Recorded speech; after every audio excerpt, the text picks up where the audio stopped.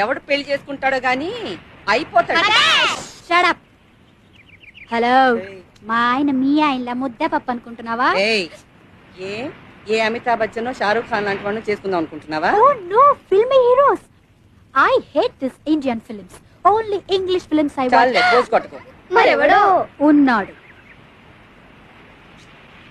భూలోక వీరుడు, జగదేక వీరుడు.